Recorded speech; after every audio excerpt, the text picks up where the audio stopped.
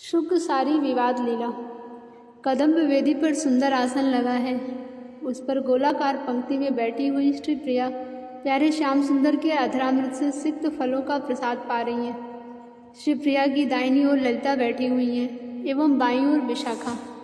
फिर ललिता की दाहिनी ओर क्रमशः गोलाकार चित्रा, इंदुलेखा, चंपकलता, रंग देवी, तुंग विद्या एवं सुदेवी बैठी हुई हैं। पंक्ति के दक्षिणी हिस्से में थोड़ी सी जगह छोड़ी हुई है, जिसकी राह से मंजरियाँ जल एवं अन्य वस्तुएं बीच बीच में परोसने जाती हैं। अनंग मंजरी, पालिका मंजरी, धन्या मंजरी एवं श्यामला मंजरी पंक्ति की चारों दिशाओं में खड़ी हैं। चारों के हाथ में एक एक थाल है, जिसमें तस्तरियाँ सजी हुई हैं। उसी में से निकालकर वे बीच बीच में सखियों की थाली में डाल दिया करती हैं।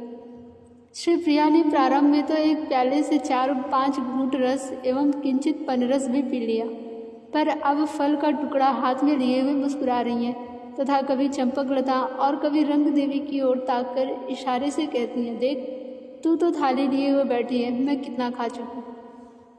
श्री प्रिया की आंखें तो सखी मंडली की पंक्ति में है, पर मन वहाँ है जहाँ प्यारे श्याम सुंदर विश्राम कर रहे हैं। इसीलिए दृष्टि बीच बीच में स्थिर सी हो जाती है। ललिता अब धीरे धीरे संतरे एवं अंगूर के कुछ खंडों को प्रिया के मुख में देने लगती हैं तथा श्री प्रिया खाती चली जा रही हैं।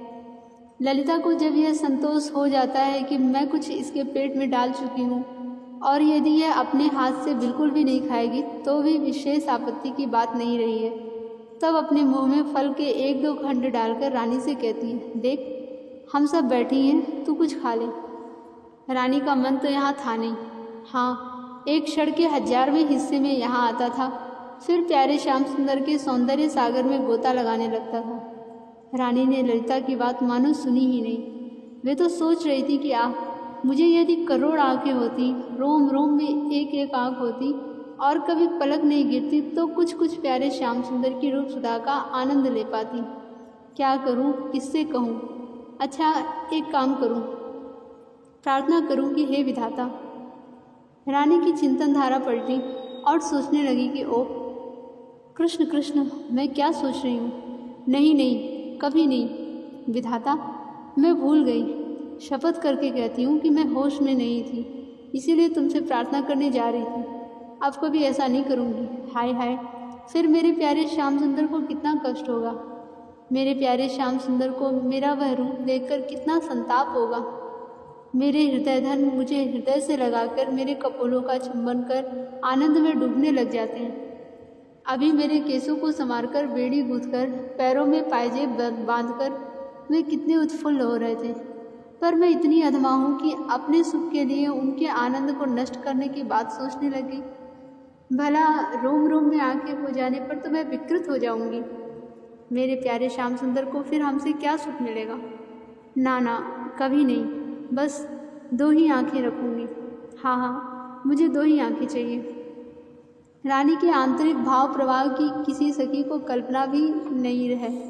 ललिता मुस्कुराती हुई अपनी बावली सखी की ओर देखती हैं और रह रहकर कह उठती हैं, क्यों, कुछ खा लें, यूं ही चुपचाप बैठी रहेगी। रानी की ओर से कुछ भी जवाब नहीं मिलता, पर कभी कभी किसी फल से 2-3 चावल भर तोड़कर वे धीरे से मुख में रख दिया करती हैं। अब ललिता चित्रा को धीरे से कहती हैं, कल की तरह तू ही कोई उपाय कर। ललिता की बात सुनकर चित्रा मुस्कुराती हुई उठ पड़ती हैं तथा जल्दी से हाथ धोकर मुंह धोकर रुमाल से हाथ पोंछकर रानी की पीठ के पास आकर बैठ जाती हैं तथा धीरे से उनके कान के पास मुड़ जाकर कहती हैं, बहन, परसों की व्यवस्था आज ही करनी पड़ेगी, और सो भी प्यारे श्याम सुंदर सोकर उठ नहीं जाते उसके पहले पहले, इसीलिए तो जल्दी से कुछ खा ले। चित्रा के ये शब्द कान में प्रवेश करते ही रानी का मन दूसरे भाव प्रवाह में बहने लग जाता है। कल प्रिया एवं सखियों ने प्यारे श्याम सुंदर के साथ एक लीला करने की बात स्थिर की थी। यह स्थिर हुआ था कि चित्रा तो रानी का स्वांग धारण करेंगी एवं रानी चित्रा का। रानी बनी हुई चित्रा श्याम सुंदर से मान करेंगी। श्याम सुंदर का वेशभूषा का कपट पहचान पाते हैं या नहीं, यह बात रानी निकुंज के चित्र से देखेंगी। यदि पहचान लिया तो कोई बात ही नहीं, पर नहीं पहचान पाए तो देखें रानी को मनाने की कैसी चेष्टा श्याम सुंदर करते हैं तथा चित्रा कहाँ तक अपना स्वांग निभा पाती हैं। रानी जब जब मान करती हैं तो उनका मान विशेष देर तक नहीं टिकता, अतः चित्रा का मान देखकर मान करना मैं भी सीखूंगी। इस विचार से भी रानी ने इस लीला के लिए अपनी स्वीकृति दे दी है।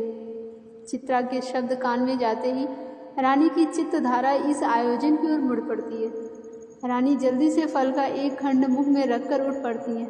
सखियां भी उठ पड़ती हैं। झारी से हाथ स्वयं धोने के लिए बाएं हाथ से रूपमंजरी के हाथ की झारी रानी स्वयं पकड़ लेती हैं। रानी की यह शीघ्रता देखकर ललिता आदि मुस्कुराने लगती हैं।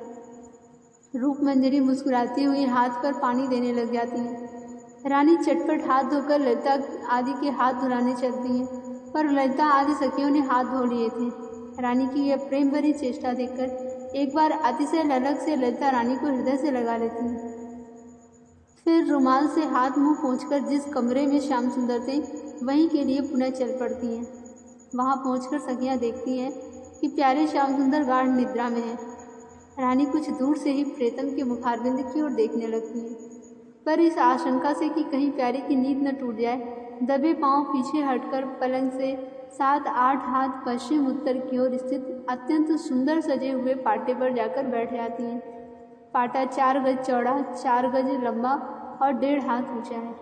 बीच में तो मखमली नीली गति है, पर पाटे के चारों ओर बड़ी सुंदर ढंग से कमल के फूल पिरोए हुए हैं। रानी मसनद के सहारे प्यारे श्याम सुंदर की ओर मुख करके बैठ जाती हैं। सखियां भी उसी पाटे पर बैठ जाती हैं।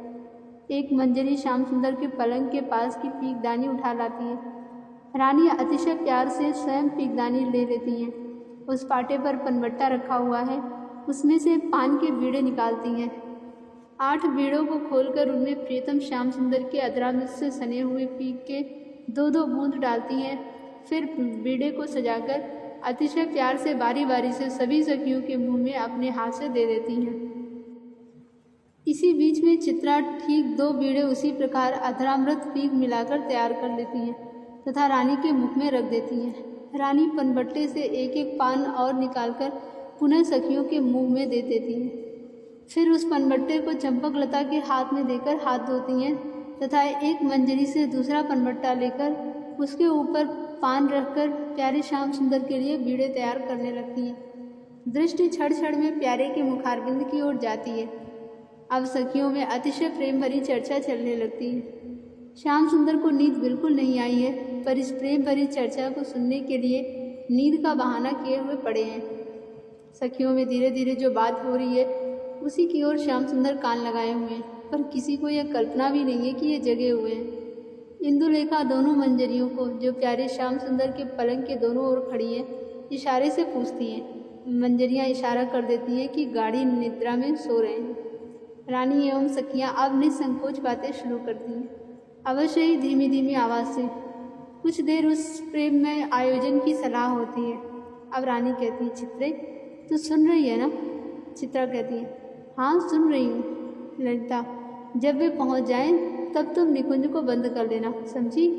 चित्रा, बहुत ठीक। ललिता, उस समय मैं राधा के साथ मदन कुंज में रहूँगी। तुम श्याम सुंदर को बंद करके मेरे पास चंपकलता को सूचना के लिए भेज देना। चंपकलता, ललिते, पर सुबल का क्या करेगी? विशाखा, मैं उसे मधमंगल के द्वारा जाल में कल ही फांस लूँगी। कल ही मैं मधमंगल को सुंदर सुंदर केले खिलाकर परसों शरीफा खाने का निमंत्रण दे दूँगी। यद्यपि सुबल का लालच में आना है कठिन, पर एक बार यह उपाय कर तो लूँ, न होगा तो उसे और किसी उपाय से अपने निकुंज में रोके रहूँगी। इसी समय श्याम सुंदर करवट लेते हैं। मंजरी कुछ इशारा करती है। राधा रानी एवं ललिता की तीक्ष्ण दृष्टि प्यारे श्याम सुंदर पर पड़ती है। उनकी कपट निद्रा की पोल खुल जाती है। रानी धीरे से ललिता के कान में कहती हैं, सब गुड़ मिट्टी हो गया। ललिता, कोई बात नहीं, फिर दूसरा उपाय सोच लूँगी। पर कपटी शिरोमणि ने तो हद कर दी, अभी अभी कैसे खर्राटे भर रहे थे। रानी वहाँ से उठकर श्याम सुंदर की पुष्प शैया के पास आकर खड़ी हो जाती है। श्याम सुंदर ने चादर से अपना मुख ढक लिया था, फिर भी चादर के अंदर से मुखारविंद दिख पड़ रहा था। मुद्रित नयन की छवि झीनी चादर को चीरती हुई रानी के हृदय को बींध सी रही है। अलकावली के 2 गुच्छे प्यारे श्याम सुंदर के कपोलों पर बिखरे हुए। रानी अपने पद्म सदृश हाथों से अलकावली के गुच्छों को यथा स्थान रख देने के लिए चादर हटाती है। श्याम सुंदर हंसी रोकना चाहते हैं, पर होठों पर उस अंतर हृदय की हंसी की कुछ झलक आ ही जाती है। रानी हंस पड़ती हैं। श्याम सुंदर मानो अभी अभी घोर निद्रा से जागे हों, ऐसी मुद्रा में अपनी आंखें खोलकर निहारने लग जाते हैं। रानी एवं सखियाँ जोर से खिलखिलाकर हंसने लग जाती हैं। रानी झुककर प्यारे श्याम सुंदर के गले में अपनी दोनों बाहें डाल देती हैं तथा ललक भरी दृष्टि से प्यारे के मुखारविंद को कुछ क्षण तक देखती रहती हैं। फिर कहती हैं, बड़ी अच्छी नींद में तुम सो रहे थे, जग कैसे गए? कहते कहते रानी फिर खिलखिलाकर हंस पड़ती हैं। प्यारे श्याम सुंदर के वक्षस्थल पर रानी की वनमाला झूल रही है। प्रेमावेश के कारण अंचल खिसक कर पीठ पर आ गया है। अपनी प्रिया की यह दशा देखकर श्याम सुंदर के शरीर में प्रेम के विकार उत्पन्न होने लगते हैं। प्यारे श्याम सुंदर के मुखारविंद पर छोटे छोटे प्रस्वेद कण मोती की तरह झलमल करने लगते हैं। रानी अतिशय प्यार से अपने अंचल से पसीना पोंछ देती हैं तथा धीरे धीरे श्याम सुंदर को उठाकर पलंग पर बैठा देती हैं। रानी भी पलंग पर बैठ जाती हैं तथा हंसकर कहती हैं, अच्छा यह बताओ तुमने हम लोगों की कौन कौन सी बातें सुनी हैं? श्याम सुंदर कुछ आश्चर्य की मुद्रा में कहते हैं, कैसी बातें? ललिता हंसकर कहती है, चालाकी रहने दो, तुमने झूठे ही नींद का बहाना बनाया था। अच्छी बात है, सावधान रहना, सूद के सहित बतला लूँगी। श्याम सुंदर हंस पड़ते हैं तथा कहते हैं, अच्छी बात है। इसी समय वृंदा बहुत सी मंजरियों को आगे किए हुए निकुंज में प्रवेश करती हैं। रानी जब प्यारे श्याम सुंदर का प्रसाद लेने कदम्ब वेदी पर गई थी तो पीछे पीछे वृंदा भी गई थी। वहाँ रानी एवं सखियों के प्रसाद ले लेने पर उन्होंने मंजरियों एवं दासियों को अतिशय प्रेम से प्रसाद खिलाया। फिर सबसे अंतिम में किंचित प्रसाद लेकर सब काम समाप्त करके वहाँ आ पहुँची हैं। वृंदा के आते ही निकुंज में बहुत पहले जो वे पिंजरा रख गई थी उसमें के तोता एवं मैना दोनों एक साथ ही बोल उठते हैं, देवी आज्ञा हो तो एक बार बाहर जाकर पक्षियों को शांत बैठने के लिए कह दूं, वे बहुत कोलाहल कर रहे हैं। तोता एवं मैना की बात सुनकर वृंदा कहती है, तू बैठ, मैं स्वयं जा रही हूँ। वृंदा पूर्व की तरफ से निकुंज में चली जाती हैं। जाकर बाहर की ओर छिद्र में से देखती हैं। सखियाँ एवं रानी तथा श्याम सुंदर आश्चर्य में भरे कभी वृंदा की ओर देखते हैं तो कभी तोता एवं मैना की ओर। वृंदा निकुंज में जाकर चुपचाप खड़ी हैं। कुछ क्षण खड़ी रहकर मुस्कुराने लगती हैं तथा फिर दबे पांव शीघ्रता से जहाँ श्याम सुंदर आदि हैं आकर खड़ी हो जाती हैं। पहले तो जोर से हंस पड़ती हैं, फिर हंसी संभाल कर कहती हैं, प्यारे श्याम सुंदर एक तमाशा देखोगे? श्याम सुंदर कहते हैं, हाँ हाँ अवश्य देखूंगा, दिखाओ। वृंदा, अच्छा देखो, बिल्कुल दबे पाँव मेरे पीछे पीछे सभी चले चलो, सावधान, तनिक भी शब्द न हो, नहीं तो फिर खेल बिगड़ जाएगा। वृंदा की बात सुनकर सखियाँ रानी एवं श्याम सुंदर सभी आश्चर्य में भरे हुए वृंदा के पीछे पीछे चल पड़ते हैं। चलकर पूर्वी निकुंज में जा पहुँचते हैं। निकुंज में अतिशय कोमल हरी हरी पत्तियों का बेंच के आकार का एक आसन है। उसी पर वृंदा देवी प्रिया प्रीतम को उत्तर की ओर मुख करके बैठ जाने का इशारा करती हैं। प्रिया प्रीतम उसी प्रकार आसन पर बैठ जाते हैं। कुछ सखियाँ आसन को पकड़े खड़ी रहती हैं, कुछ बैठ जाती हैं। निकुंज सखियों एवं दासियों से ठसाठस बढ़ जाता है, पर पूर्ण नीरवता छाई हुई है। वृंदा फिर कुछ बहुत धीरे से कहती हैं, सभी उस वृक्ष की ओर देखो। लताओं के छिद्र में से एक वृक्ष की ओर वृंदा उंगली से इशारा करती हैं। सभी उस तरफ देखने लग जाते हैं। निकुंज से 8 हाथ उत्तर हटकर बड़ा ही सुंदर वृक्ष है। वृक्ष झाऊ वृक्ष के समान है, पर झाऊ की अपेक्षा अत्यधिक हरा भरा है। पत्तियां तो झाऊ वृक्ष की सी हैं, पर इतनी अधिक हरी भरी और इतनी घनी है कि बस कुछ कहते नहीं बनता। मोटी मोटी डाल है, पर डाल में कहीं भी रूखापन नहीं है। डाल का रंग भी बड़ा सुंदर है। हल्के पीले रंग के कपड़े पर हरे रंग का छींटा हो वह कपड़ा जैसा दिखता है, वैसा सा रंग डाल का है। उस डाल पर एवं वृक्ष की टहनियों पर समूह के समूह पक्षी बैठे हैं। रंग बिरंग के पक्षी हैं। कभी कभी तो बहुत से एक साथ बोल उठते हैं, ठीक ठीक, तथा कभी बिल्कुल शांत बैठ जाते हैं। अधिकांश पक्षी इस मुद्रा में बैठे हैं मानो किसी पंचायत में पंच बनाए गए हों और गंभीर विचार में लगे हों। वृक्ष की एक मोटी डाल पर जो पश्चिमी ओर फैली है, एक तोता पूर्व की ओर मुख किए हुए बैठा है तथा एक सारी पश्चिम की ओर मुख किए हुए बैठी है। वृंदा देवी धीरे से सबसे कहती हैं, देखो इन दो पक्षियों में झगड़ा हो रहा है। अन्य पक्षी इन दोनों की बात बैठे बैठे सुन रहे हैं। इनका झगड़ा कैसा विचित्र है, यही दिखाने के लिए तुम लोगों को यहाँ ले आई। वृंदा की बात सुनकर सबकी दृष्टि उस तोते एवं मैना पर जा टिकती है। सभी अतिशय उत्सुकता से प्रतीक्षा करते हैं कि देखिए क्या झगड़ा है। इसी समय सारी बोल उठती है, अच्छी बात है, पर आज से मैं तुमसे कभी नहीं बोलूँगी। तोता कहता है, बोलना या ना बोलना तो तुम्हारी मर्जी पर है, किंतु तुम ही बताओ कि मैं तेरे लिए झूठ कैसे कह दूँ। सारी, नहीं नहीं, तुम झूठ मत बोलो, सत्य धर्म का पालन करो, पर अब मुझसे तुम्हारा कोई संबंध नहीं है। तोता, देख सारी, इस तरह नाराज होने में क्या लाभ है, सत्य का निर्णय तो हुआ नहीं। सारी, भाई मैं तो कई बार तुमसे कह चुकी हूँ कि मैं सत्य नहीं जानती, फिर बार बार तंग करने से क्या लाभ है। तोता, नहीं जी, मैं भी तुम्हें तंग करना थोड़े चाहता हूँ। हाँ, तेरे मुख से बार बार श्याम सुंदर बड़े निष्ठुर है सुनकर बात करने लग गया। मैं जानता होता कि तू खींच जाएगी तो इस प्रसंग को छोड़ ही देता। सारी, अच्छा, अब भूल हो गई, क्षमा करो। एक बार नहीं 1000 बार कह दे रही हूँ, श्याम सुंदर बड़े रसिक हैं, बड़े करुण हैं, बस अब मुझसे मत बोलना। यह कहकर सारी पूर्व की ओर मुख फिराकर बैठ जाती है।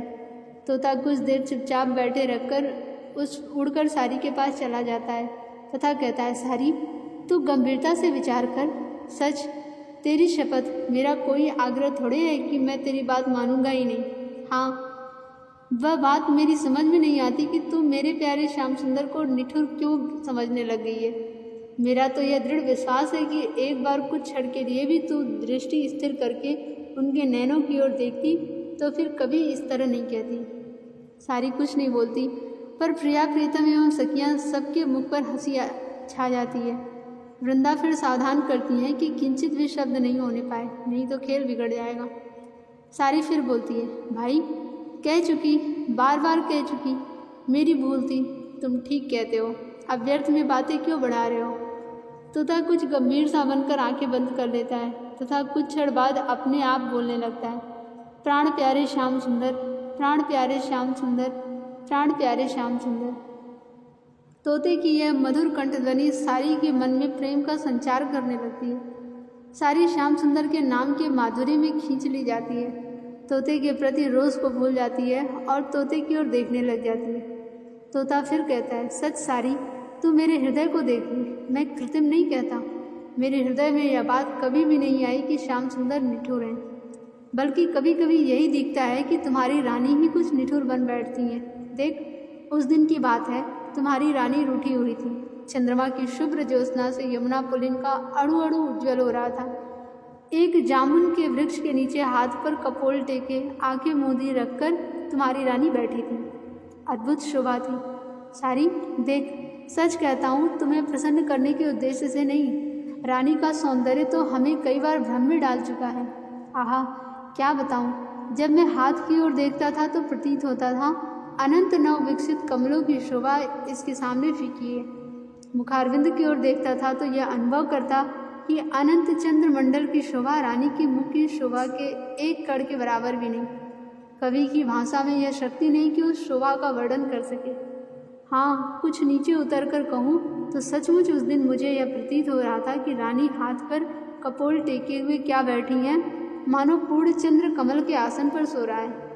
और भौहों की शोभा तो निराली ही थी, रोज के कारण कुछ ऊपर की ओर उठ गई थी, कुछ विशेष रूप से टेढ़ी हो गई थी। सचमुच उस मुख की एवं भौहों की शोभा देखकर ऐसा प्रतीत हो रहा है मानो रानी के मुख को मकरंद से भरा हुआ कमल समझकर भौरों के समूह आए हों और मुख कमल का मकरंद पान करने की प्रतीक्षा में मंडरा रहे हों। वह शोभा देखकर मेरा रोम रोम आनंद से भर गया। सारी, मैं तो दंग रह गया, आंखें हटती नहीं थी। उसी समय ललिता प्यारे श्याम सुंदर की बाँह पकड़े हुए वहाँ आई। मेरे प्यारे श्याम सुंदर चरणों के पास बैठ गए। सारी, बहुत कहकर क्या होगा, मेरे प्यारे श्याम सुंदर ने हृदय के समस्त प्यार से प्रार्थना की, पर तुम्हारी रानी ने आंखें तक नहीं खोली। मेरे प्यारे श्याम सुंदर का मुख उदास हो गया, पर रानी टस से मस नहीं हुई। मेरे प्यारे श्याम सुंदर कुछ दूर जाकर बैठ गए। सारी, सचमुच तू भी तो वहाँ थी ही, दोनों में कौन अधिक निष्ठुर है तुम्हें दिखा। मैं यह तुम्हारे मुख से ही सुनना चाहता हूँ। तोते के मुख से रानी के मुख का वर्णन सुनकर सारी प्रसन्न हो गई थी तथा कुछ और सोचकर बड़ी प्रसन्नता की मुद्रा में बोलती है, तोता, तुम्हें भीतरी बात का बिल्कुल पता नहीं है। ऊपर की बात देखकर ही तुमने रानी को निष्ठुर मान लिया है। देख, मैं उस दिन के उस गंभीर मान का रहस्य रानी की प्यारी सारी से सब कुछ पूछ चुकी हूँ, पर तुझे बता नहीं सकूँगी। तुम उसे समझ भी नहीं सकोगी। उसे समझने के लिए रमणी सुलभ हृदय चाहिए। तेरा हृदय पुरुष का है। रानी के प्रेम में हृदय की रूपरेखा तुम्हारी कल्पना में आ ही नहीं सकती। और सारी यह कहकर रुक जाती है। तोता शीघ्रता से बोल उठता है, हाँ हाँ, पूरी बात जो जो कहना चाहती है सब कह। सारी कुछ क्षण चुप रहकर कहती है, मैं यही कहने जा रही थी कि तुम जिस घटना से मेरी रानी को निष्ठुर समझ रहे हो वह तो तुम्हारी नासमझी के कारण है। हाँ, यदि मैं तुम्हें अपने मन का घाव खोल कर दिखला दूँ तो तेरी बोली बंद हो जाएगी, कुछ भी जवाब नहीं दे सकोगे। बिना किसी संशय के समझ जाओगे कि ये श्याम सुंदर कितने निष्ठुर हैं। तोता कुछ गंभीरता की मुद्रा में कहता, अच्छा सुना सही, तूने ऐसी कौन सी निष्ठुरता मेरे प्यारे श्याम सुंदर में देखी है?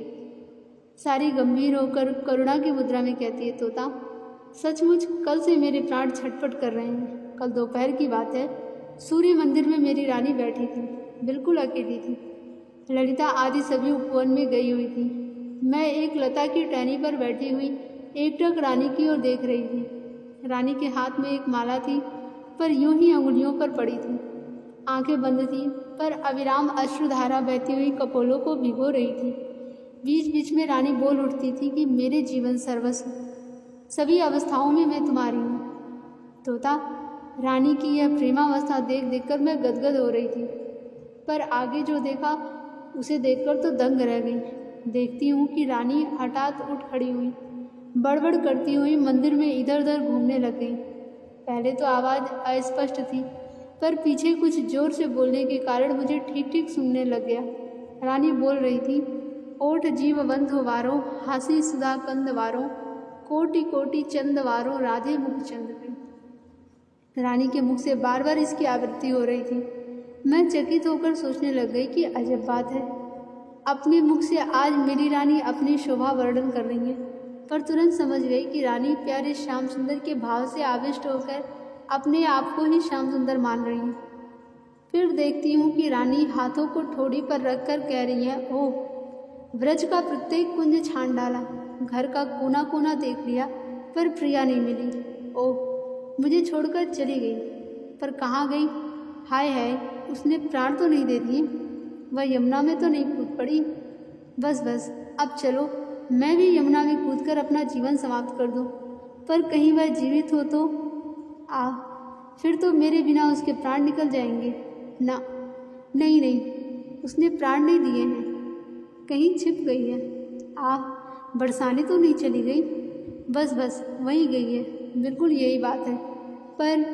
पर मैं वहाँ कैसे पहुँचूँ? हाय मेरे प्राणों की रानी, तू मुझे छोड़कर चली गई है, मुझसे रूठ गई है। हाँ हाँ, तुमने उचित ही किया है, मैं इसी के योग्य हूँ। पर प्रिय, मेरा हृदय फट रहा है, एक क्षण भी तुम्हारे बिना जीवन नहीं रहेगा। मेरी हृदयेश्वरी, ना ना, इतना कड़ा दंड मैं नहीं सह सकूँगा, मुझे क्षमा करो। ओह, क्या करूँ, किससे कहूँ? हाय, कोई मेरी प्रिया के पास मेरी बात पहुँचा दो। अच्छा, एक पत्र लिख देता हूँ, इसे ही मेरी प्रिया को दे देना। पत्रोत्तर आने तक प्राणों को किसी प्रकार रोके रहूँगा। तोता, यह कहकर रानी बैठ गई। पास में कमल के पत्ते पर फूल रखे हुए थे। रानी ने फूलों को बिखेर दिया, पत्ते के 4 टुकड़े करके एक टुकड़ा ले लिया तथा उस पर नख से यह लिखने लगी, क्षम्यताम परम कदापि तवे दृशम न करोमि, देहि सुंदरी दर्शनम मम मनमथेन दुनोमि। इसे लिखकर रानी समाधिस्थ हो गई। कुछ देर बाद आंखें खोलकर उस पत्ते की ओर देखने लगी तथा आनंद में भरकर बोली, प्राणनाथ ने पत्र भेजा है। अच्छा, पढ़ूं क्या लिखा है? पत्र पढ़कर हृदय से लगाया और पुनः बड़बड़ करने लगी, मेरे जीवन धन, तुमने तो कोई अपराध नहीं किया है। हाय, किसने तुमसे झूठी बात कह दी है? मैं कहाँ रूठी हूँ? पता नहीं तुमने कहाँ से यह पत्र लिखा है। हाय, न जाने तुम्हारी क्या दशा हो रही होगी। लड़ते, विशाखे, रूप, अरे विमले, तुम सब कहाँ चली गई? अरे दौड़ो, प्यारे श्याम सुंदर को ढूंढ लाओ। व्याकुलता की अवस्था में उन्होंने पत्र लिखा है। मेरे प्राणनाथ, तुम्हें मेरे बिना। राधिका कान्ह को ध्यान करे, तब कान्ह व राधिका के गुण गावें। त्यों असुआ बरसे बरसाने को, पाति लिखे लिखी राधे को ध्यावें। राधे व जाए गरीब में देव, सुप्रेम की पाती ल छाती लगावें। आपू ने आपू ही में उलझे, सुलझे उलझे समझे समझावें। यह कहती हुई पत्र को पुनः छाती से लगाकर समाधिस्थ हो गई।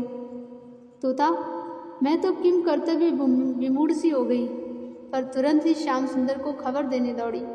कुछ ही दूर पर श्याम सुंदर मिल गए, पर जो देखा उसे देखकर सिर से पैर तक जल उठी। देखती हूँ एक वृक्ष के नीचे श्याम सुंदर बैठे हैं। सामने एक अत्यंत सुंदर रमणी बैठी है। श्याम सुंदर उसी रमणी के कपोलों पर चंदन से चित्र बना रहे। तोता, मैं तो देखकर सह नहीं सकी। सोचने लगी कि अभी अभी इनके विरह में रानी की वैसी दशा देखकर आई हूँ और यहाँ इन्हें इस रूप में देख रही हूँ। यह सोचते सोचते मैं मूर्छित हो गई। पता नहीं कितनी देर बाद मुझे होश आया हुआ।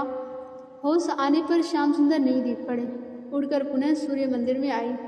वहाँ देखती हूँ कि चहल पहल मच रही है। मेरी रानी के साथ श्याम सुंदर असीम प्यार प्रदर्शित कर रहे हैं। उसी समय से मैं बावली की तरह रट रही हूँ कि श्याम सुंदर बड़े निठुर हैं, बड़े कपटी हैं। सारी यह कहते कहते जोश में आ जाती है तथा बड़े जोर से कह उठती है, तोता, चाहे मान या मत मान, पर श्याम सुंदर सचमुच बड़े निठुर हैं, बड़े कपटी हैं, बड़े लंपट हैं। यह 1000 बार लाख बार कह रही हूँ। सारी की बात सुनकर निकुंज में बैठे हुए श्याम सुंदर, राधा रानी एवं सखियाँ सभी जोर से एक साथ ही हंस पड़ते हैं। उनकी हंसी सुनते ही वृक्ष के सभी पक्षी चकित होकर उधर ही देखने लगते हैं। श्याम सुंदर धक्का देकर निकुंज के उत्तरी दरवाजे को खोल देते हैं तथा प्रिया के कंधे पर हाथ रखे हुए बाहर निकल पड़ते हैं। सखियाँ एवं वृंदा भी पीछे पीछे बाहर निकल आती हैं। श्याम सुंदर वृंदा को उस तोता एवं सारी को बुलाने का इशारा करते हैं।